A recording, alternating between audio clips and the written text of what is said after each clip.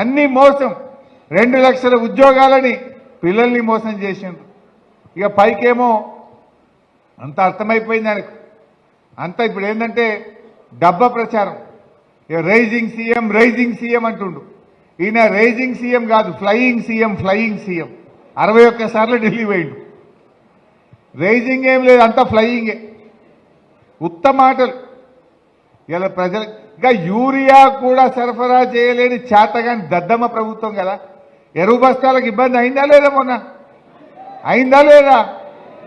ఇప్పుడేందే మళ్ళీ app పెట్టిండట. App ఇవాళకెళ్ళి యాప్లో పెట్టు అంటే ఆ యాప్ వస్తుందా లేతలేదు. అది వస్తనే లేదు. యాప్ టెక్నికల్ ప్రాబ్లం అంటుంది.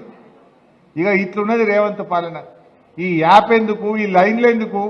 కేసీఆర్ పంపినట్టు సపరేట్గా ఊరుకో లారీ పంపరాదా? అమాలి కిరాయి తప్పుతుంది, ఆటో కిరాయి తప్పుతుంది, ఈ చాయ్ టిఫిన్ పానీ ఖర్చు తప్పుతుంది. ఎవరూలే వాళ్ళకు బస్తాలు ఇయ్య చేత కాకపోతే ఎందుకు? నువ్వు కొత్తగా చేసేదేమద్దు.